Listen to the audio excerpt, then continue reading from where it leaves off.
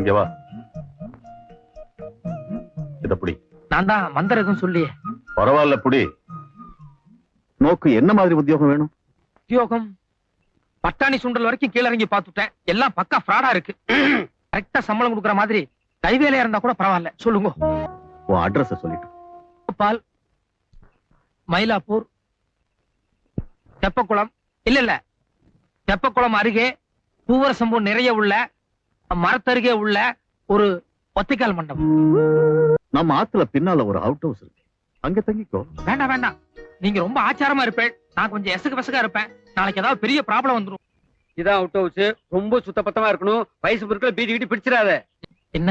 இவர் தான் சாஸ்திரியோட தோப்பனார். ஏண்டா பிராடு, இதெல்லாம் ஆர்மியில இருந்து வந்த பழக்கம். தீனிட்டு சொல்லிட்டு அலையாத. எந்த ஊர் உனக்கு? கும்பகோணம். முழிக்கிற மொழி சரியா இல்லையே. இல்ல, கும்பகோணத்துல எல்லாரும் இப்படித்தான் முழிப்பா. ஐயர் வேஷம் போடுறது அவ்வளவு விளையாட்டு சமாச்சாரம் இல்ல.